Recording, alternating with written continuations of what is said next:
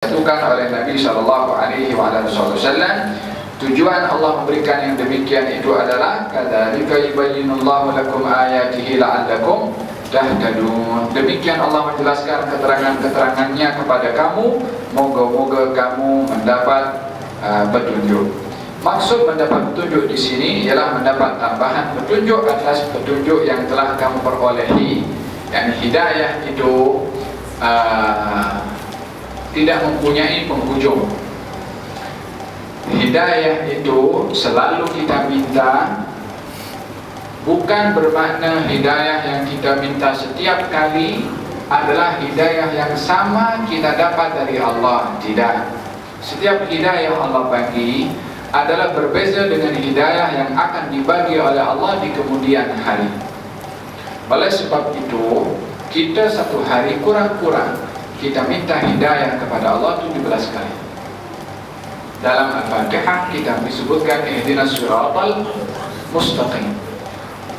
Pada rakaat yang kedua kita pun sebut ihdinas siratal mustaqim. Pada rakaat yang ketiga kita pun juga sebut itu. Yang keempat kita pun sebut itu. Yang akan diberi oleh Allah pada setiap permintaan yang kita minta adalah hidayah yang berbeza dengan apa yang akan dibagi oleh Allah pada setiap sebutan hidayah yang kita pohonkan kepada Allah. Oleh sebab itu, hidayah itu semakin bertambah kepada orang yang diberi hidayah. Orang yang mendapat hidayah tidak berhenti di situ saja hidayahnya, tapi akan bertambah. Tambahan hidayah ini tak mempunyai penghujung sampai orang itu kembali ke rahmat Allah SWT, sampai orang itu meninggal dunia. Apakah bentuk hidayah yang diberikan oleh Allah Subhanahu wa Ta'ala dalam bentuk tambahan hidayah? Hidayah terbesar tentunya hidayah Islam. Tak ada yang lebih besar hidayah yang diberikan oleh Allah kepada seseorang adalah melebihi daripada besarnya hidayah Islam. Hidayah yang kedua yang tak mempunyai penghujung adalah hidayah taufik. Apa hidayah taufik? Hidayah taufik itu adalah hidayah yang diberikan oleh Allah dalam bentuk ilham kepada seseorang untuk berbuat baik. Itu bahagian daripada hidayah. Hidayah taufik ini selalu diberikan oleh Allah kepada orang yang berbuat baik, akan diilhamkan untuk lebih berbuat baik. Tapi orang yang tak berbuat baik akan diilhamkan untuk berbuat baik sekadarnya, secukupnya. Tapi orang yang sudah banyak berbuat baik akan diilhamkan oleh Allah akan semakin banyak berbuat baik dan melihat kurangnya perbuatan baik yang dia buat. Ini namanya hidayah taufik. Olehana kita sentiasa meminta taufik dari Allah Subhanahu wa Ta'ala. Apa itu taufik? Ilham untuk kita berbuat baik. Kadang-kadang orang duduk seorang-seorang, terkadang dia pikirnya berkhayal, terbang pergi mana. Ada orang duduk di sebelahnya pun senyap juga, tak bersembang, diam saja. Tapi orang yang satu ini dia kata, aku daripada duduk senyap-senyap, baik aku pegang tasbih berzikir kepada Allah, bersalawat kepada Nabi. Sama-sama duduk, sama-sama diam, sama-sama tak bercakap. Tapi yang satu khayal, yang satu berzikir. Siapakah yang menjadikan yang satu berzikir, yang satu itu khayal? Yang mengilhamkan yang untuk berzikir Allah. Sebab apa yang satu diilhamkan untuk berzikir? Sebab dia ditambahkan hidayahnya oleh Allah daripada hidayah yang dia dapat sebelumnya. Yang membezakan kedua orang ini, yang satu dapat hidayah, yang satu mungkin tidak mendapatkan hidayah karena kurang meminta hidayah kepada Allah Subhanahu wa Ta'ala. Olehana sentiasa kita mengucapkan ihdinas siratal mustaqim. Dan di dalam meminta hidayah ini, bila mana ada suara di dalam hati kita untuk berbuat baik, ingat, cepat merespon itu kehendak dan hasrat perbuatan baik sebelum kita dialihkan kepada benda yang lain, sehingga kita dah tak ingat nak buat apa yang tadi terlintas dalam pikiran kita untuk berbuat baik. Kalau kita diilhamkan untuk telefon kepada mak kita, adik kita, kakak kita, siapa kita nak silaturahim, terus angkat telefon, apa kabar, baik, maka ini bahagian daripada silaturahim. Suara tadi itu yang mengilhamkan kita untuk telefon silaturahim, hidayah dari Allah. Tapi bila mana kita tunda, syaitan bermain di sini. Tak apa, nanti sajalah, mungkin dia sekarang tengah sibuk atau ke semua, tunggu nanti. Akhirnya 1 minggu. Kalau ada suara baik di dalam hati untuk berbuat baik, cepat dalam merespon, karena itu bahagian daripada hidayah. Allah berfirman, "Walladzina ihtadaw zadahum hudan wa atahum taqwahum." Dan orang yang telah menerima petunjuk, Allah akan menambah petunjuk lain untuk mereka, dan kepada mereka diberikan sifat taqwa. Jadi hidayah dia tambahkan lagi hidayah. Macam mana supaya orang dapat mendapatkan hidayah? Yang pertama tadi dengan berdoa. Macam saya jelaskan sebentar tadi. Ada tambahan, hidayah pula yang diberikan oleh Allah Subhanahu wa Ta'ala bila mana kita rapat dengan orang yang membawa hidayah. Bila mana kita rapat dengan orang yang membawa hidayah untuk kita mencari hidayah daripada orang itu.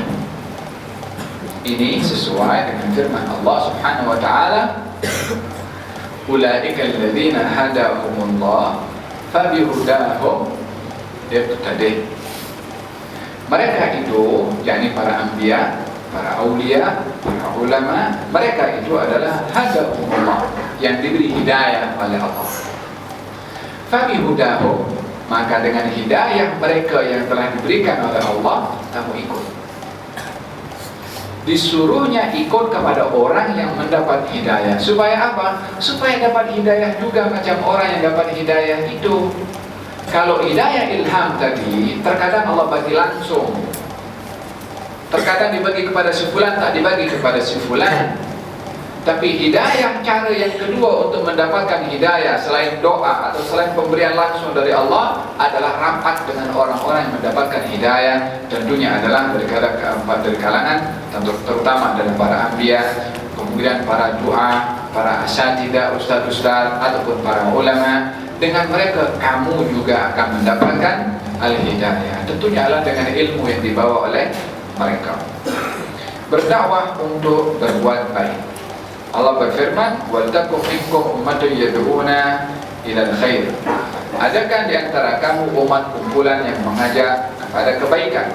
Maksud umat di sini ialah satu jamaah atau kumpulan yang menjalankan tugas berdakwah kepada Allah. Tegasnya ialah menyeru manusia kepada segala perkara kebaikan, misalnya menyeru kepada keimanan dan ketaatan. Orang yang menjalankan tugas dakwah kepada Allah Ta'ala itu akan menerima penghormatan yang tinggi di sisi Allah Ta'ala, memperoleh jasa yang besar untuk mendekatkan diri kepada Allah atau kepadanya, yakni kepada Allah. Sabda Rasulullah SAW, "Man da'a ila hudan kana lahu minal ajri mithlu ujuri man tabi'ahu min ghairi an yanqusa min ujurihim syai'. وَمَنْ دَعَا إِلَى ضَلَالَةٍ كَانَ عَلَيْهِ مِنَ الْإِثْمِ مِثْلُ آثَامِ مَنْ تَبِعَهُ مِنْ غَيْرِ أَنْ يَنْقُصَ مِنْ آثَامِهِمْ شَيْءٍ." Barang siapa yang menyeru kepada kebajikan, maka baginya balasan yang sama banyaknya dengan balasan-balasan yang diberikan kepada sesiapa yang mengikutinya. Tidak dikurangkan atau tidak dikurangi balasan mereka itu walau sedikit pun. Dan barang siapa yang menyeru kepada kesesatan, maka baginya dosa yang sama banyaknya dengan dosa-dosa yang dikenakan ke atas sesiapa yang mengikutinya. Tidak dikurangi dosa mereka itu walau sedikit pun. yakni dosa orang terkadang ditanggung oleh orang yang dah pergi, masih mendapat hantaran dosa daripada orang-orang yang masih hidup. Sebab dia yang memulai dosa itu dan mengajak orang ramai. Olehada kita berlindung kepada Allah Subhanahu wa taala daripada bahaya syaitan, jin dan juga manusia. syaitan manusia ini adalah syaitan yang mengajak manusia lain berbuat kesesatan, sehingga setelah dia mengajak berbuat kesesatan, yang mengajak dah tak berbuat sesat, orang yang diajak masih berterusan berbuat sesat, yang mengajak tetap menerima hantaran daripada kawannya yang masih berterusan sebelum dia memerintahkan kepada orang yang berbuat itu supaya berhenti. Selagi itu dia akan menanggung dosa orang yang berbuat. Perlunya kepada sikap keberanian untuk mengajak, menarik balik orang yang kita dah ajak untuk berbuat tidak benar, untuk dikembalikan kepada jalan yang benar. Ini bahagian daripada dakwah. Dakwah ini tak mesti semua orang akan jadi ustaz. Kalau semua jadi ustaz, siapa yang akan mendengar? Kalau semua jadi pendengar, siapa yang akan jadi ustaz? Mesti ada sekumpulan yang menjadi ulama, yang menjadi doa, yang menjadi pendengar. Maka barulah lengkap. Kalau semua orang kaya, siapa yang nak kerja bangunan? Kalau semua orang itu adalah pekerja bangunan, siapa yang akan bertani?